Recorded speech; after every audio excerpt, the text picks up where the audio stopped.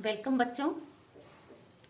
अगर आपसे पूछा जाए कि आज तक आपने जितने भी थ्योरम्स पढ़े हैं उनमें सबसे ज़्यादा पॉपुलर कौन सा है, कौन सा ऐसा थ्योरम है जिसको आप सबसे ज़्यादा जानते हैं, या कौन सा ऐसा थ्योरम है जिसका आपने कई बार यूज़ किया है, तो सबका जवाब एक ही होगा कि वो है पाइथागोरस थ्योरम। तो देखा जाए तो स्कूल लेवल ज्योमेट्री में पाइथागोरस थ्योरम के जैसा कोई थ्योरम नहीं है जो इतना ज़्यादा यूज़ किया जाए और इतना अप्लीकेबल हो। जहाँ भी राइट ट्रायंगल की बात आती है तो अमूमन पाइथागोरस थ्योरम साथ साथ आ जाता है।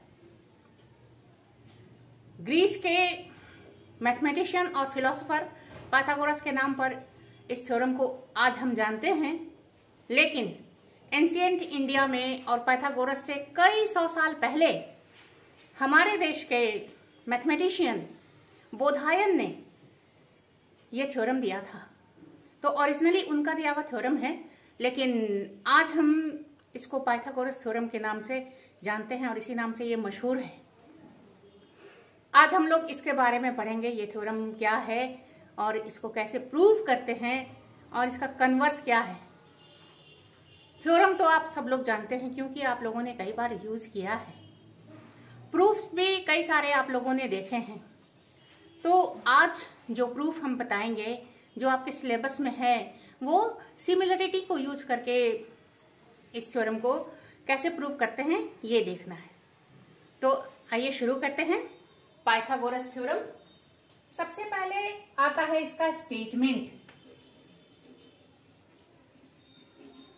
तो जैसा कि पहले हमने बताया था, स्टेटमेंट कोई भी थ्योरम का होता है, उसमें दो पार्ट्स होते हैं, एक गिवन का पार्ट और दूसरा टू प्रूव का part.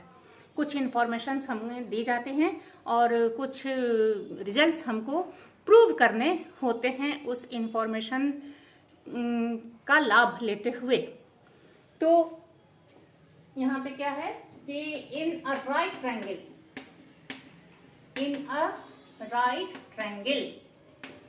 the square of the hypotenuse of the hypotenuse is equal to the sum of squares of raised to sides। raised to sides क्या है?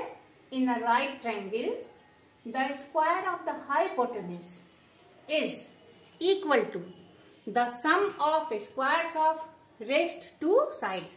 कोई राइट ट्रायंगल अगर हो तो उसमें जो हाइपोटेन्यूज होगा, जो सबसे लंबा साइड होगा, उसका स्क्वायर बाकी दोनों साइड्स के स्क्वायर के सम के बराबर होता है। तो कहने का ये मतलब हुआ कि अगर कोई राइट ट्रायंगल हो,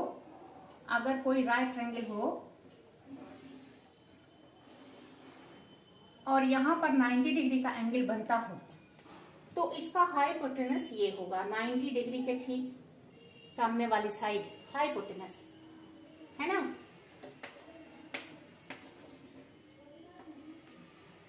इस तरह से ये इंफॉर्मेशन हमको दिया हुआ है in a right triangle. That means कि एक ट्रायंगल है और वो कैसा ट्रायंगल है? राइट ट्रायंगल है। उसका एक एंगल 90 डिग्री का है और उसके ठीक सामने का साइड हाइपोटेनस है। तो square of the hypotenuse that means कि इसका square equal to sum of squares of rest two sides. बाकी दोनों साइड्स पर स्क्वायर कीजिए और ऐड कीजिए तो उनका सम जितना होगा वो किसके बराबर होगा? इसके स्क्वायर के बराबर होगा। कभी कभी एग्जाम में ये स्टेटमेंट लिखा होता है, उसको प्रूव करने के लिए कहा जाता है, और कभी कभी इस तरह से पूछा जाता है कि state and prove Pythagoras theorem. तो वैसी हालत में ये स्टेटमेंट भी हमको लिखना होगा और उसके बाद इसका प्रूफ करना होगा। तो प्रूफ करने में जैसा पहले बताया था, सबसे पहले ये जो स्टेटमेंट होता है इसको हम ज्योमेट्रिकली चेंज करते हैं, क्योंकि हमको ज्योमेट्री में काम करना है। तो ज्योमेट्रिकली अगर हम ट्रांसलेट कर सकें या उसको चेंज कर सकें तो हमारे लिए काफी आसान होगा, या कहिए कि बिना उसके हमारा काम चल नहीं सकता है। तो ट्रांसलेट करने का क्या तरीका है? सबसे पहले तो जो दिया हुआ है उसके अनुसार हम फिगर बनाएं और फिर जो प्रूफ करने के लिए कहा जा रहा है वो बताएं। तो जो दिया हुआ है वो क्या है? राइट ट्रायंगल ABC, ये दिया हुआ है। राइट एंगल्ड एट B, ये बताना जरूरी है, क्योंकि जब तक हम ये नहीं बताएंगे कि किस वर्टेक्स पर 90 डिग्री का एंगल बन रहा है, तब तक हम ये नहीं बता सकते हैं कि यही साइड हाइपोटेनस है, क्योंकि 90 डिग्री का एंगल ही तय करता है कि हाइपोटेनस कौन सा होगा। तो अगर ये यहां पर 90 डिग्री का एंगल बन रहा है तो दिस इज हाइपोटेनस, है ना। तो ये हमको इंफॉर्मेशन दिया हुआ है और हमको क्या प्रूव करना है उसको भी हम इस तरह से लिख सकते हैं ज्योमेट्रिकली। हमको अब फिगर के अनुसार देख के बताइए। तो हाइपोटेनस का स्क्वायर दैट मीन्स AC का स्क्वायर बाकी दोनों साइड्स के स्क्वायर के सम के बराबर होगा। तो बाकी दोनों साइड्स का स्क्वायर ये है AB और BC का स्क्वायर, AB का स्क्वायर और BC का स्क्वायर, और इनके सम इसके बराबर ये होगा। ये हमको प्रूव करना है। इस चीज को आप और भी अच्छे से इलस्ट्रेट कर सकते हैं। कैसे? AC का स्क्वायर दैट मीन्स कि AC साइड की लंबाई लेकर अगर हम स्क्वायर बनाएंगे तो उसका एरिया, उस स्क्वायर का एरिया, साइड स्क्वायर। इसी तरह से इस पर अगर हम इस साइड को लेकर स्क्वायर बनाएंगे उसका एरिया, इस साइड को लेकर स्क्वायर बनाएंगे उसका एरिया। दैट मीन्स कि इस साइड पर जो स्क्वायर बनेगा उसका एरिया इन दोनों पर बने हुए स्क्वायर्स के एरिया के सम के बराबर होता है। इस तरह से भी इसको समझा जा सकता है। तो ये जो चीज थी इसको हमने इस तरह से कन्वर्ट कर दिया है। अब हम इसको आगे बढ़ाएंगे। तो यहां जब हमको सिमिलरिटी का यूज करके इस प्रूफ को करना है तो कम से कम 2 ट्रायंगल्स होने चाहिए, तब हम सिमिलरिटीज का यूज कर सकेंगे। तो यहां 90 डिग्री का एंगल बन रहा है, यहां से परपेंडिकुलर खींचते हैं तो यहां भी 90 डिग्री का एंगल, यहां भी 90 डिग्री का एंगल, ये बना।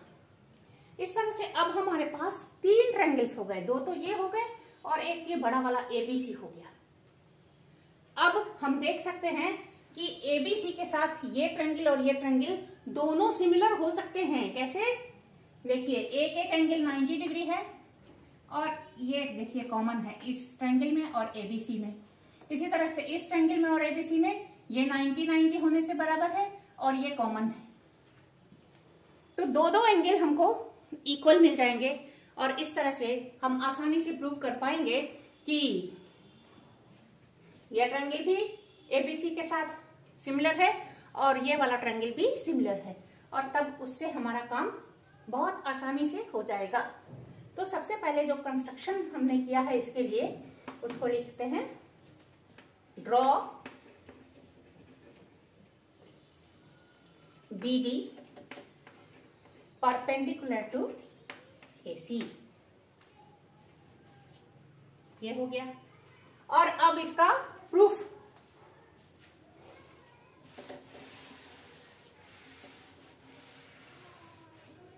तो पहले हम ABC के साथ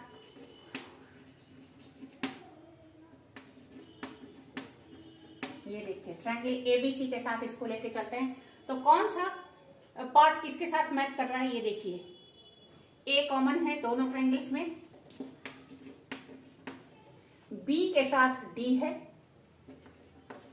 B के साथ D है, और जो बच गया एंगल वो इसके साथ आ जाएगा। तो C के साथ एंगल B है, दिस एंगल, इस ट्रायंगल का ये angle. Since angle A common है और angle B equal to angle D equal to 90 degree है बाई ए सिमिलरिटी। ये हो गया। तो सिमिलर होने से साइड्स का रेशियो, करस्पॉन्डिंग साइड्स का रेशियो इक्वल होगा।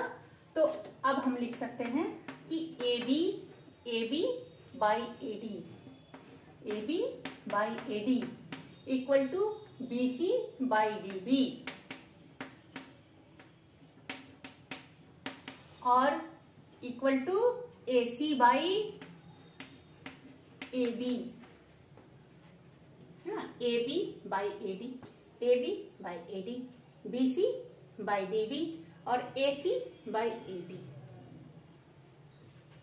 अब इन तीनों रेशियोज को देखिए, अगर हम इसको और इसको कंसीडर करते हैं तो हमको ए बी स्क्वायर का वैल्यू मिल जाएगा ना। तो ए बी स्क्वायर का वैल्यू कितना हो जाएगा, ए डी इंटू ए सी, है ना, इतना हो जाएगा। और ठीक इसी तरह से अब एबीसी के साथ इधर वाले ट्रायंगल को हम सिमिलर करेंगे तो वहां से हमको बीसी स्क्वायर का वैल्यू इसी तरह से मिलेगा। नेक्स्ट, ट्रायंगल एबीसी सिमिलर है। देखिए यहां सी के साथ सी मैच कर रहा है, सी के साथ सी मैच कर रहा है, बी के साथ डी मैच कर रहा है और जो बच गया है ए, उसके साथ ये वाला एंगल मैच करेगा बी। तो इस तरह से ट्रायंगल ए बी सी के साथ ट्रायंगल बी डी सी ये सिमिलर होगा by the same reason, by a similarity, क्योंकि angle B equal to angle D है और angle C equal to angle C है। इस ट्रायंगल का एंगल बी इस ट्रायंगल के एंगल डी के बराबर है और इस ट्रायंगल का एंगल सी इस ट्रायंगल के एंगल सी के बराबर कॉमन है, इसलिए बराबर है। तो अब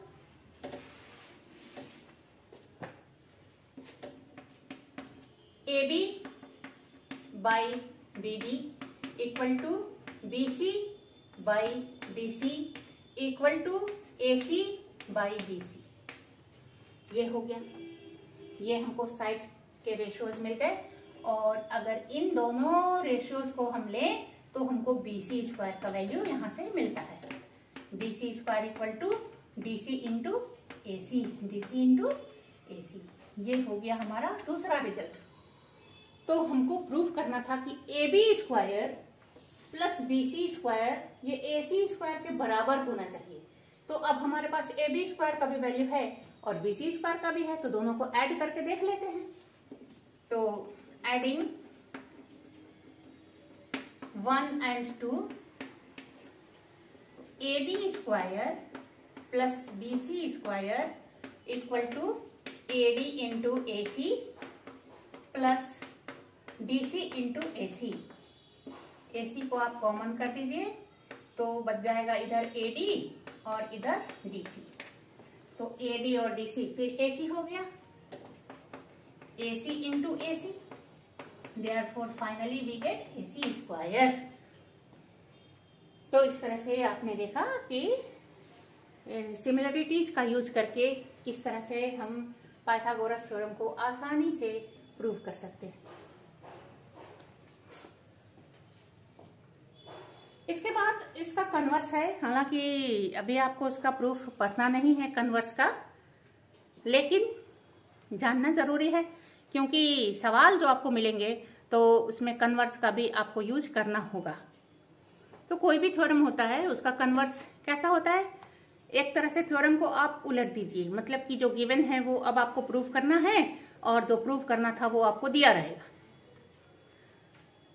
तो यहां पर था कि ये रिलेशन हमको प्रूव करना था तो अब ये इस तरह का रिलेशन हमको दिया रहेगा और हमको गिवन क्या था कि ट्रायंगल राइट। तो अब हमको ये चीज प्रूव करना होगा। तो इसको किस तरह से बताते हैं कि अगर कोई ट्रायंगल है उसमें आप सबसे बड़े साइड को लीजिए और अगर उसका स्क्वायर बाकी दोनों साइड्स के स्क्वायर के सम के बराबर होता हो, then the triangle will be a right triangle. This is the converse.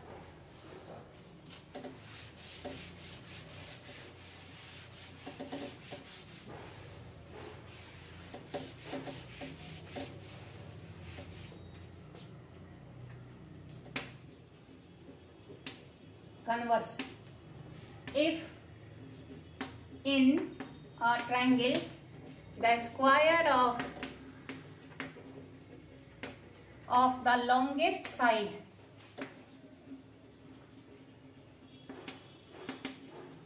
is equal to the sum of squares of rest two sides, है ना, the square of the longest side is equal to the sum of squares of rest two sides, then the triangle is a right triangle, right triangle। तो इस तरह का रहेगा। आपको मान लीजिए कि ये एक ट्रायंगल है, राइट है या नहीं है मालूम नहीं, लेकिन इतना मालूम है कि AC is the longest side, है ना। तो अगर AC का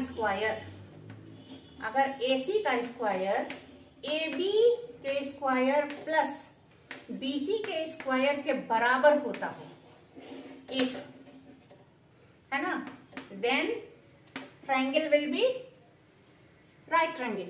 और क्योंकि ये सबसे बड़ा साइड है और ये रिलेशन फॉलो हो रहा है, तो इसलिए यहाँ पर 90 डिग्री का एंगल बनना चाहिए। तो हमको ये प्रूव करना पड़ेगा कि बी पर 90 डिग्री का एंगल बनेगा, और अगर ये 90 डिग्री का एंगल बनेगा तो ट्रायंगल कैसा हो जाएगा? राइट ट्रायंगल हो जाएगा।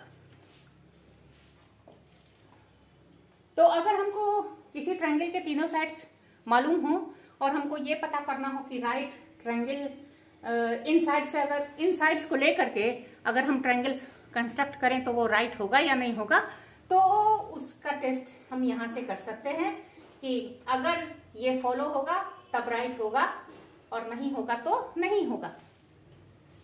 तो अभी इस तरह का एक एग्जांपल देखिए, ये आपको MCQ टाइप के सवालों में पूछा जा सकता है। ये देखिए, एक ट्रायंगल है जिसके ये 3 साइड्स हैं, 3 सेंटीमीटर, 8 सेंटीमीटर और 6 सेंटीमीटर। तो हमको बताना है state whether the triangle formed by these sides is a right triangle।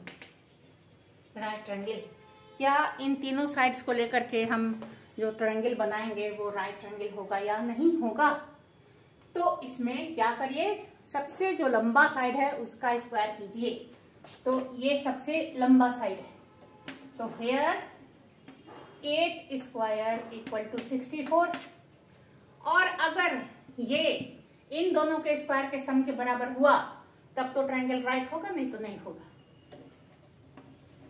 Also 3 square plus 6 square that is 9 plus 36, ये हो गया 45 which is not equal to 8 square. 3 square plus 6 square is not equal to 8 square, therefore triangle is not a right triangle।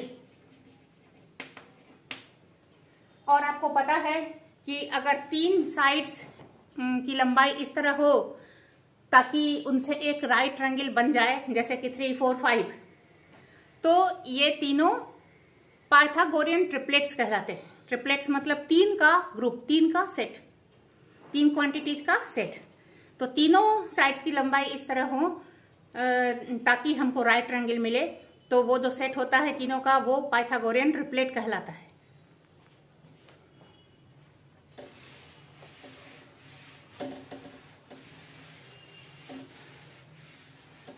इसके बाद कुछ हम लोग सवाल हल करेंगे पाइथागोरस थ्योरम से रिलेटेड, कुछ आज करेंगे और बाकी अगले लेक्चर में करेंगे। तो ये देखिए, यहाँ पर एक फिगर दिया हुआ है, इस तरह का ट्रायंगल है BAC और A पर राइट एंगल बना हुआ है। ये इसका मिड पॉइंट है AB का M और AC का मिड पॉइंट है L। ये ज्वाइन किया हुआ है इस तरह से, और आपको अब कुछ प्रूव करना है। तो दिया है कि BL and CM are medians of a triangle ABC right angled at A. Prove that for BL square plus CM square equal to 5 BC square। बहुत अच्छा सवाल है, इसको देखिएगा।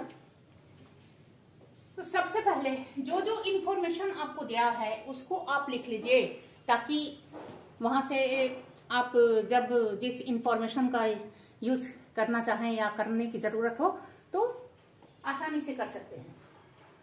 पहली बात कि ये मीडियन है, इसलिए बाइसेक्ट करेगा बेस को, और ये भी मीडियन है तो ये भी बाइसेक्ट करेगा। तो AA equal to CL equal to half AC, और इसी तरह से AM equal to MB equal to half AB। ये दो बातें बिल्कुल क्लियर हैं। और तीसरी बात ये क्लियर है कि राइट एंगल्ड एट A कहता है, दैट मीन्स कि BC क्या है, हाइपोटेनस है और राइट एंगल है, देयरफॉर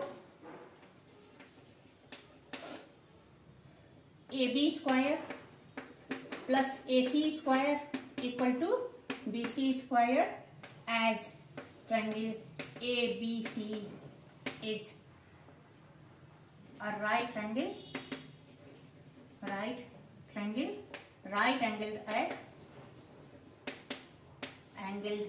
at A। ये इंफॉर्मेशंस हमारे पास है। अब हमको जो कुछ प्रूव करना वो देखिए। तो BL स्क्वायर और CM स्क्वायर, तो यहाँ इस फिगर में कुल 3 राइट ट्रायंगल्स हैं। एक राइट ट्रायंगल का काम यहाँ हो गया, ये हमने लिख लिया है, जब जरूरत पड़ेगी हम इस इंफॉर्मेशन का यूज करेंगे। बाकी जो 2 राइट ट्रायंगल्स हैं वो एक है ALB और दूसरा है MAC।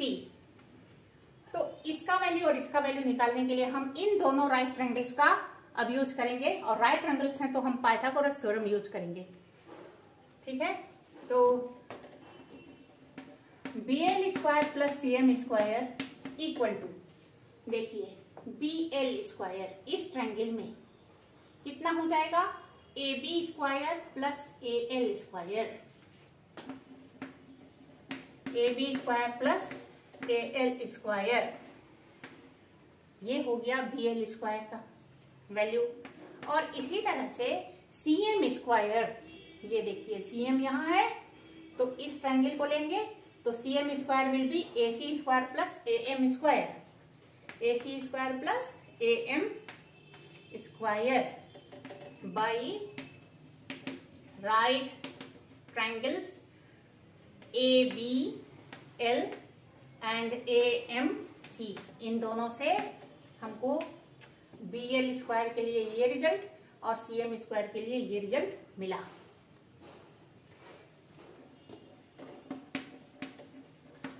अब यहां देखिए AL क्या है, AL जो यहाँ है उसके बदले हम हाफ AC लिख सकते हैं, है ना।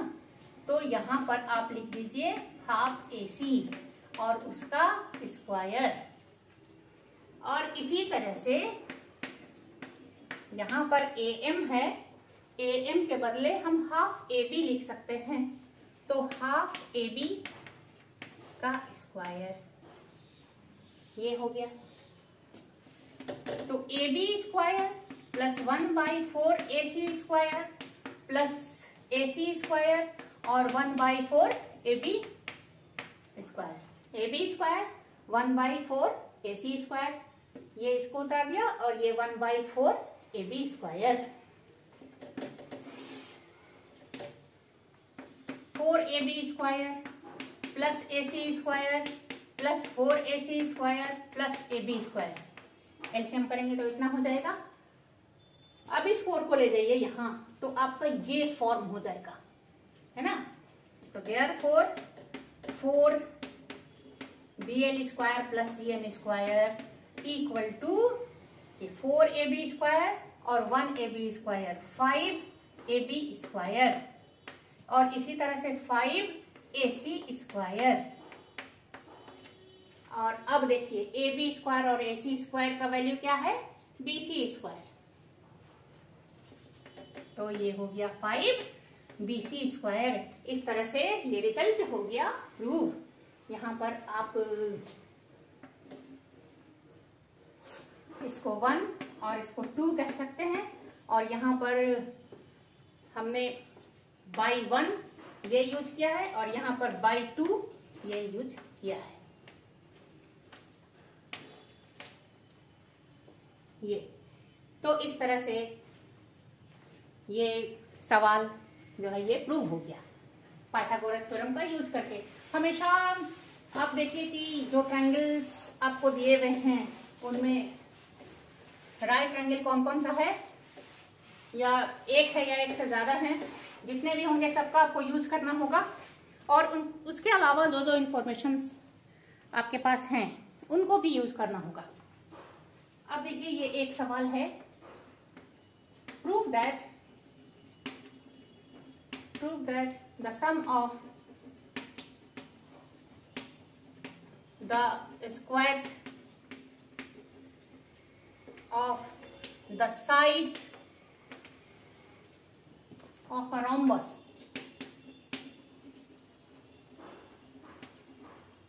is equal to the sum of the squares of its diagonals। देखिए यहाँ पर जो फिगर दिया है वो रोम्बस है। रोम्बस एक बहुत ही खूबसूरत फिगर होता है, इसकी कई प्रॉपर्टीज होती, इसके सभी साइड्स इक्वल होते और इसके डायगोनल्स आपस में बाइसेक्ट करते ही हैं और 90 डिग्री पर बाइसेक्ट करते हैं, है ना। तो इन सब प्रॉपर्टीज का हम यूज कर सकते हैं जहां हमको जरूरत हो। तो मान लीजिए ये हमारा ABCD एक रोम्बस है, तो ABCD is a rhombus, therefore all the sides are equal, so therefore AB equal to BC equal to CD equal to DA। ये बात एकदम तय है। दूसरी बात कि अब इसमें कहता है sum of the squares of the sides, sides के स्क्वायर का सम किसके बराबर होगा, sum of the squares of its diagonals. तो अब हमको डायगोनल्स पहले बनाना चाहिए, डायगोनल्स की बात हो रही है। तो अब AO equal to OC and OB equal to OD bisect करते हैं, है ना, ये इसके बराबर और ये इसके बराबर, ठीक है। इसके अलावा यहाँ 90 डिग्री का एंगल भी बनता है, 90 डिग्री पर बाइसेक्ट करते हैं, तो angle 1 2 3 and 4, angle 1 equal to 2 equal to 3 equal to 4 equal to 90 degree, all angles are of 90 degree यहाँ पर। तो रोम्बस अगर हमको दिया हुआ है तो इतनी जानकारियां हमारे पास तुरंत के तुरंत आ जाती है ना। अब देखिए हमको क्या प्रूव करना है। हमें प्रूव करना है कि स्क्वायर्स ऑफ द साइड्स, मतलब कि sum of the squares of the sides. तो इसको ये साइड्स का स्क्वायर ए बी स्क्वायर हो गया, फिर बी सी स्क्वायर हो गया, और फिर सी डी स्क्वायर हो गया, और डी ए स्क्वायर हो गया। इन सब का सम, तो सबको सम कर दीजिए। ये तो साइड्स का जो स्क्वायर है उन सब का सम किसके बराबर होगा? Sum of the squares of its diagonals. ये बराबर होगा, किसके बराबर होगा? डायगोनल्स के स्क्वायर के सम के बराबर, मतलब A C square plus B D square. ये हमको प्रूव करना है। तो अब इसको हम ऐसे लेके चलें, क्योंकि A B B C C D और डी ए सब बराबर हैं, इसलिए इन सब के बदले हम A B square A B square A B square A B square लिख सकते हैं, है ना। LHS equal to A B square plus A B square plus A B square plus A B square by 1। तो हो गया 4AB square. अब देखिए ए बी यहां है इस ट्रायंगल में, इस राइट ट्रायंगल में, है ना। तो ए बी स्क्वायर को हम लिख सकते हैं AO square plus OB square, Pythagoras theorem का यूज करके। ए बी स्क्वायर को हम क्या लिख सकते हैं? AO square plus OB square by Pythagoras theorem.